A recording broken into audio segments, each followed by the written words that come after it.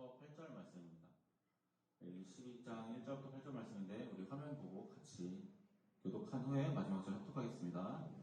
여호와께서 모세에게 말씀하여 이르시되 이스라엘 자손에게 말하여 이르라.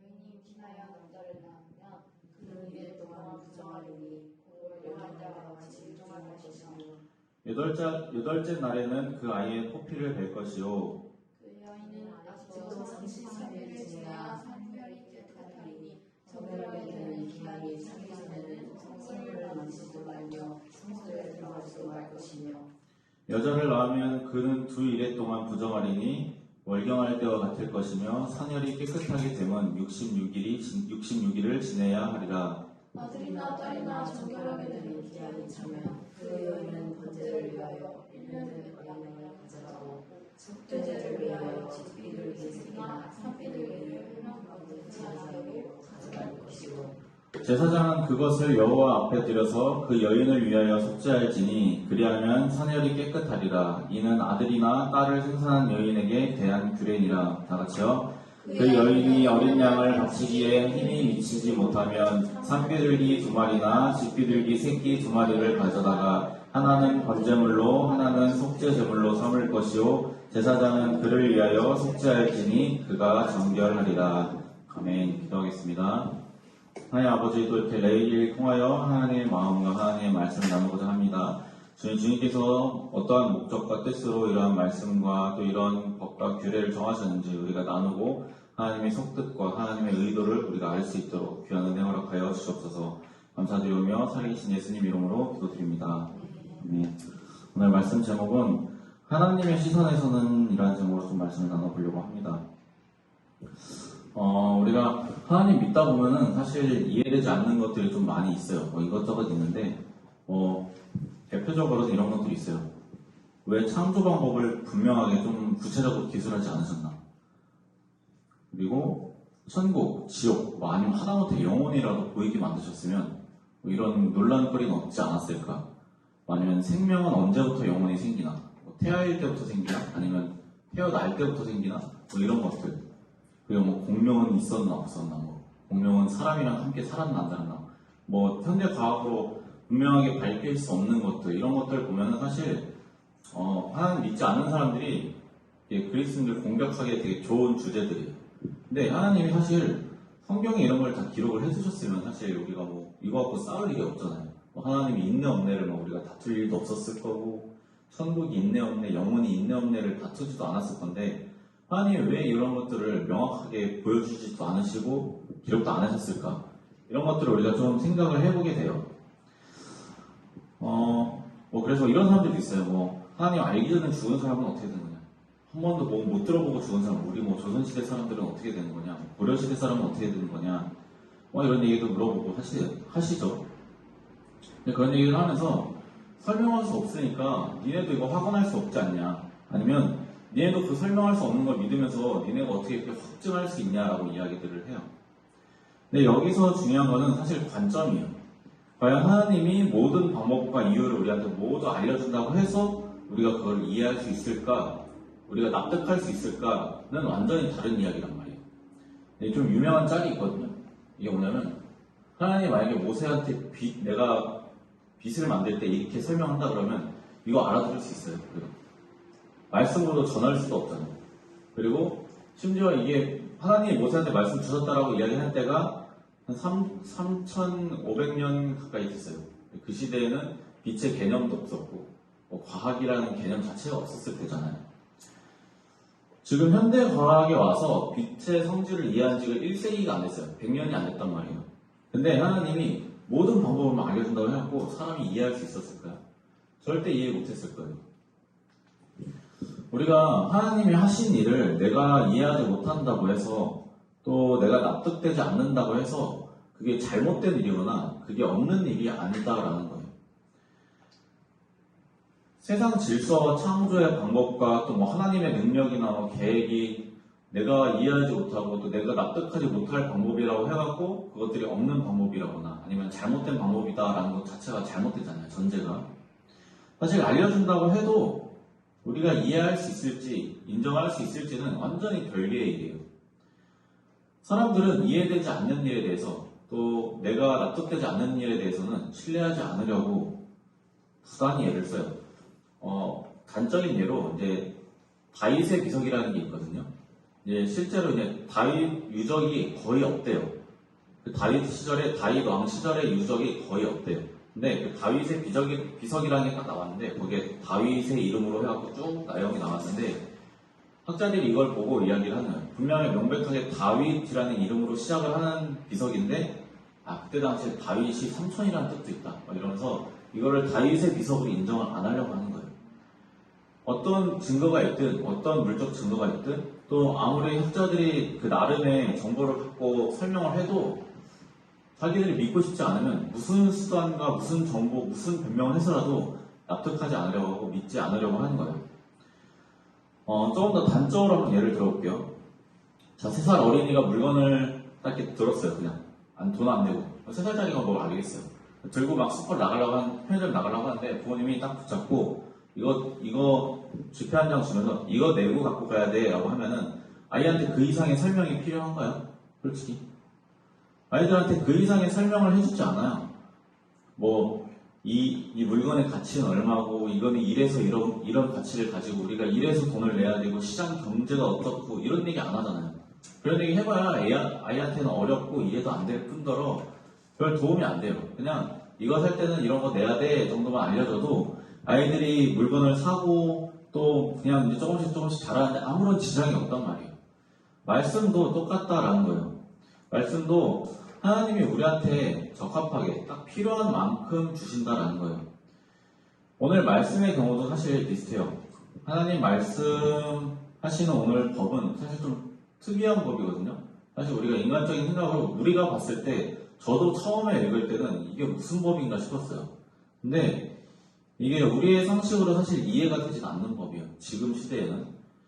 하다못해 당시의 문화가 그렇다라고 한들 하나님이 이런 법을 이라는 생각이 들 만한 법이에요. 그러면 하나님이 왜 이런 법을 주셨을까 우리가 명확하게 알아야 된단 말이에요. 근데 하나님이 이 말씀 안에 왜 이런 법을 주셨는지 또 이 법은 내가 니네의 기준을 준 게 아니야 라는 그 답도 함께 주셨어요. 근데 우리가 그거를 또 이렇게 잘 알아보지 못할 뿐이지. 그거에 대해서 오늘 한번 나눠보려고 해요. 오늘 말씀 이제 레위기 12장은 여성의 임신과 출산에 대한 하나님의 법을 이야기하는 장이에요. 대략적으로 설명을 하자면 이런 내용이에요. 여인이 임신을 해서 남자아이를 낳으면 처음 7일 동안은 부정하고 33일을 더 쉬면서 지내야지 그 아이를 낳으면서 흘렸던 그 피가 깨끗해진다 라는 의미고, 여자아이는 14일간 처음에 부정하고 66일이 지나야 산열이 깨끗해진다 라는 의미예요. 그러면서 이 산열이 깨끗해지는 기간이 지나기 전까지는 성전에 들어가도 안 되고 성전에 들어가서 성물을 만져도 안 되고 어떤 예배 드리는 그런 제의적인 아무것도 해서는 안 되고 일반적인 가정 안에서의 일도 하면 안 된다라는 거예요. 왜냐면 너희가 그때는 부정한 시기니까 하지 말아라 라는 의미인데 그러면서 이제 그 이후에 너희가 정결한 기간이 다 되면 어린 양이나 집비둘기나 산비둘기를 갖고 이제 제사를 드리면 너희가 깨끗해질 거다라는 법이 오늘 말씀하시는 법이거든요. 근데 사실 이 말씀을 읽고 있으면 여러분 어떤 생각이 있어요? 지금 이거를 보면 그냥 그렇구나 하진 않을 거예요. 상식적으로. 왜냐면 그냥 딱 봐도 아이를 낳았는데 부정하다라는 것부터 시작해서 왜 여자아이와 남자아이를 낳았을 때 부정한 기간이 다르지? 또 있고 이런 것들 보면 사실 지금 우리 기준과 우리 생각으로는 저게 왜 저런 식으로 하셨지라는 생각 들 수밖에 없어요. 하나님이 사람을 사랑하신다라고 분명히 말씀을 하시고 늘 성경 통해서 말씀하시기 그거잖아요. 사람은 중요하고 생명이 소중하고 맨날 그런 말씀 하시는데 사람을 낳았는데 부정하다 그래요. 그리고 사람을 낳았는데 남자아이랑 여자아이랑 차별하는 것처럼 보여요. 왜 이런 이상한 법을 하나님이 지정을 하셨을까라는 생각이 들 수밖에 없는 법이에요. 자, 우리가 이 내용을 봤을 때 사실 우리 시선으로 좀 우리가 보기에 부정한 좀 정당하지 못한 것 같은 내용을 좀 우리 시선으로 좀 봤는데 먼저 우리가 좀 봐야 되는 거는 이 말씀이 기록된 시기가 BC 1446년 전이에요. 그러니까 지금으로 치면 2023년 더해갖고 3,469년 전이에요. 그럼 이때 당시에는 사실 뭐 이렇다 할 뭐 위생 개념도 없고 과학도 없고 기본적으로 그냥 전쟁 부족 사회고 되게 좀 그냥 우리가 흔히 말하는 좀 미개한 문화 사회예요. 그런 사회라는 걸 좀 깔고 가면서 우리가 좀 내용을 파악을 해야 돼요. 남아를 낳은 상황인 이 말씀에 대해서 2절과 4절 말씀 보면 공통적으로 이야기하는 것이 있는데 똑같이 여아를 낳은 상황에 대해서도 5절에서도 이야기를 해요. 우리가 4절을 한번 같이 읽어볼게요. 시작. 그 여인은 아직도 33일을 지내야 선열이 깨끗하리니 정결하게 되는 기한이 차기 전에는 성물을 만지지도 말며 성소에 들어가지도 말 것이며. 이 말씀 보면은 이제 앞에 2절에도 나오는데 아이를 처음 낳았을 때 7일간 부정하게 된다, 14일간 부정하게 된다라고 이야기를 하면서 월경의 때와 같다라고 이야기를 해요. 그러면 기본적으로 월경과 이 산열이라는 것은 피를 이야기해요. 피 흘리는 것 자체를 이야기를 한단 말이에요. 하나님이 말씀하시는 정결과 부정결에 대한 기준은 피예요. 피 흘리기. 하나님이 레위기 내내 이야기하는 점은 이제 뭐 죽은 동물을 만지지 마라, 사람의 피를 흘리지 마라, 뭐 무의미하게 생물을 죽이지 말아라, 고기를 핏째 먹지 말아라, 뭐 이런 말들 쭉 이어서 하고 계시거든요. 근데 하나님이 기본적으로 이런 피에 대해서 말씀하시는 것들은 대체적으로 이런 의미가 있어요. 대체적으로 하나님 앞에 온전한 상태로 나온 걸 기준으로 둬요, 기본적으로. 그래서 우리가 좀 극단적으로 얘기하면 우리가 바로 전날 막 교통사고 나고 막 피 흘렸다가 바로 그 다음날 교회 오는 것도 사실 모양 이상하잖아요. 아프면은 입원해야지. 아니면 하다못해 이렇게 뛰어다니다가 넘어져갖고 피가 막 나는데 그냥 그 상태로 예배 오진 않잖아요. 그냥 상식적으로 그런 선에서만 봐도 좀 하나님 앞에 우리가 그냥 내가 다쳤을 때의 개념도 있고 하나님 앞에 우리가 좀 깨끗한 모습을 가자는 개념도 있는 거거든요. 근데 동시에 이 피는 기본적으로 질병과 연관이 짙을 수밖에 없어요. 왜냐하면 왜 우리가 보면은 피가 묻었냐 안 묻었냐에 따라서 그 부패의 정도가 많이 다르거든요. 그래서 에이즈 같은 것도 사실 피 때문에 감염되는 케이스란 말이에요. 그래서 이 피라는 거는 사실 생명의 의미도 있지만 피 때문에 피가 썩어서 병이 전염되는 경우도 굉장히 많아요. 그래서 이때 당시에는 그런 어떤 의류나 또 이렇게 위생의 개념이 없었기 때문에 피로 인한 감염이 되게 쉬운 시대였단 말이에요. 그리고 여기는 더군다나 더운 지방이란 말이에요.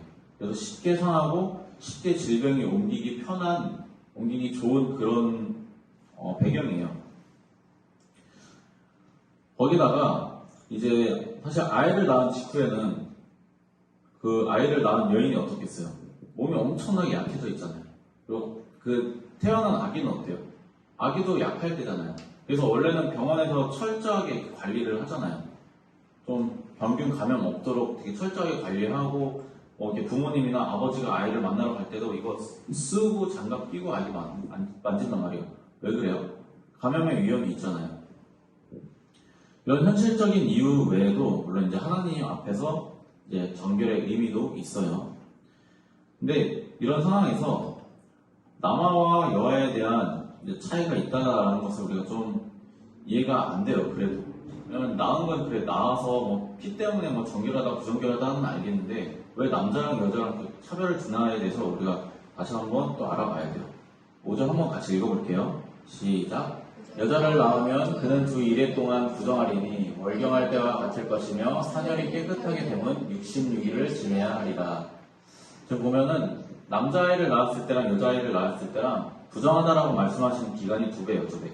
딱 2배인데 단점으로 보면은 뭐 여자아이를 낳으면 더 부정한 것처럼 이렇게 이야기를 하신다고 우리가 느낄 수 있거든요. 근데 우리가 보기에는 어떻게 하나님이 이런 법을 정하시지? 라는 생각이 들 수도 있는 법인데 사실 이 부분을 우리가 정확히 알면은 이게 하나님이 배려하신 부분이다라는 걸 우리가 알 수 있어요. 뒤에 좀 나올 텐데 먼저 이제 저도 이 말씀 준비하면서 이제 처음 안 거거든요. 이 산후조리 기간이라는 게 있잖아요. 여자분들 이제 어머니가 아이를 낳고 나면 산후조리 기간이 있단 말이에요. 이 산후조리 기간이 일반적으로는 6개월에서 1년이라고 이야기하는데 과학적으로는 보통 6주에서 8주라고 이야기를 해요. 이게 산육기라고 하는데 여성이 아이를 임신하기 전 상태로 완전히 회복하는 데 걸린 시간이 6주에서 8주 정도 걸린다라고 이야기를 해요. 아이를 출산해서 그렇게 온전한 상태로 되는데 걸리는 시간이 6주, 8주인데 일수로 치면 42일에서 56일 정도 된단 말이에요. 근데 지금 이 밑에 보면은 남아를 낳았을 때 일수가 며칠이죠?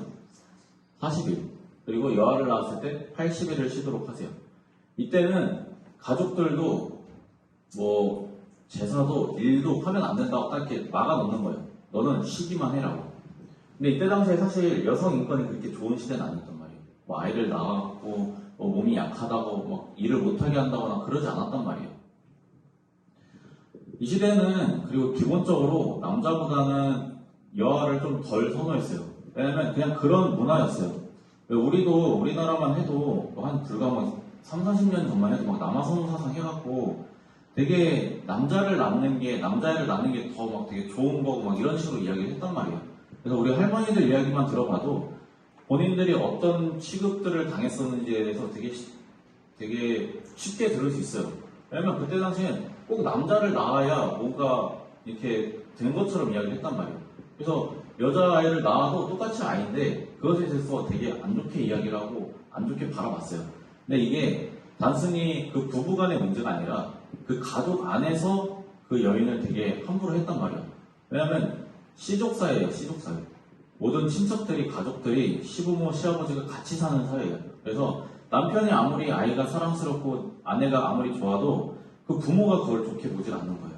근데 이때 당시에는 특히나 전쟁이나 군사력이나 노동이 더 우선시 됐던 시대였기 때문에 아무래도 남자에 대한 선호도가 높을 수밖에 없었어요. 그리고 기본적으로 이것 때문에 여성 인권이 낮은 그런 사회였고요. 물론 지금은 사실 이게 의미가 없죠. 남자와 여자가 일하는 역할이 전혀 다르니까 각각 감당하는 일들이 서로 달라져서 여자들이 잘하는 일, 남자들이 잘하는 일 분명히 구분되어 있으니까요. 하지만 이때 당시에는 그렇지 않았다는 거예요. 그러면 한번 생각을 해보죠. 남자아이를 낳은 여인과 여자아이를 낳은 여인에 대해서 그 사회 분위기나 그 가족들이 반응이 어떨 것 같아요? 당연히 남자아이를 낳은 여인에 대해서는 잘했다, 칭찬하고 이럴 거란 말이에요. 근데 여자아이를 낳은 그 여인에 대해서는 그렇게까지 똑같은 반응을 하진 않았을 거란 말이에요. 그러면 똑같은 산통을 겪고 똑같은 고생을 하고 아이를 낳았어요. 근데 그거에 대한 위로가 이쪽은 크고 이쪽은 없으면 어떨까요? 그 아이를 낳은 여인이 마음의 상처가 있을 수밖에 없고 완전한 회복이 없을 수밖에 없어요. 그래서 하나님이 이것에 대해서 명확하게 이야기를 하시는 거예요. 80일이라는 2배 되는 더 마음을 치유하고 더 회복할 수 있는 시간을 주시는 거예요. 자, 만약에 사람이라면 그냥 인간 사회라면 그냥 하나님의 법이 딱 제외된 사회라면 남자아이를 낳은 여인과 여자아이를 낳은 여인이 있을 때 여자아이를 낳은 여인을 더 시기할까요? 안 그럴 거예요. 왜냐면 네가 너 뭐 잘했다고 네가 더 쉬라고 할 거야 아마. 그런 사회니까. 근데 하나님이 오히려 법으로 규정을 한 거예요. 이 기간 동안 더 부정하니까 너는 40일 더 쉬어. 너는 더 부정한 기간 동안 너 움직이지 마 라고 보호해 주시는 거예요. 그 증거가 뭐냐면요. 그 증거가 7절과 8절이에요. 7절, 8절 한번 같이 읽어볼게요. 시작. 제사장은 그것을 여호와 앞에 드려서 그 여인을 위하여 속죄할지니 그리하면 사녀를 깨끗이 하려. 이는 아들이나 딸을 해산한 여인에게 대한 규례니라. 그 여인이 어린 양을 바치기에 힘이 미치지 못하면 삭비들기 2마리나 집비들기 새끼 2마리를 가져다가 하나는 번제물로 하나는 속죄물로 삼을 것이요 제사장은 그를 위하여 속죄할지니 그가 정결하리라. 아멘. 지금 7절 말씀 보면은 아들이나 딸을 생산한 여인에 대한 규례라 해갖고 아들이랑 딸을 묶어버려요. 뭐 아들을 낳은 여인은 이거를 번제하고 딸을 낳은 여인은 이거를 번제라고 이렇게 구별하지 않아요. 만약에 하나님이 아들을 낳은 여인에 대한 부정한 기간이 다르고 딸을 낳은 그 여인에 대한 부정한 기간이 다르면 남자아이를 낳은 그 여인에 대한 재물도 달라야 되고 이 재물도 달라야 되잖아요. 근데 하나님이 묶어버려요. 이거랑 이거는 같은 걸로 드려. 그리고 여기서 이제 생산한이라는 말이 좀, 이건 우리말이 조금 잘못 번역된 건데, 언어를 보면 얄라드라는 뜻인데, 이 얄라드가 산고를 겪다 진통하다라는 의미예요. 그래서 하나님이, 예수님이나 하나님이 이제 내가 이스라엘 너희를 품느냐 고생을 했다, 힘들었다라는 이야기의 표현으로 쓸 때도 똑같은 말을 써요. 왜냐면 새로운 생명을 낳는데 고통을 겪었다라는 의미로 사용하는 단어란 말이에요. 그래서 이 말은 아들이나 딸을 낳는데 산고를 겪고 고생한 여인에 대한 규례다라는 의미예요. 이건 사실 번역이 조금 잘못된 건데, 어쨌든 하나님은 아들을 낳은 여인이나 딸을 낳은 여인이나 동일하게 묶어서 이야기를 하신다. 그러면서 이야기하시는 게 재물이 다르지 않아요. 똑같은 재물을 이야기해요. 왜냐하면 이 두 사람이 아들을 낳았건 딸을 낳았건 출산한 건 출산한 거다 이거예요. 아들이냐 딸이냐가 중요한 게 아니라 단지 너희 사회 분위기상 너희가 이렇게 해야 될 거야 라고 지정해 주시는 거예요.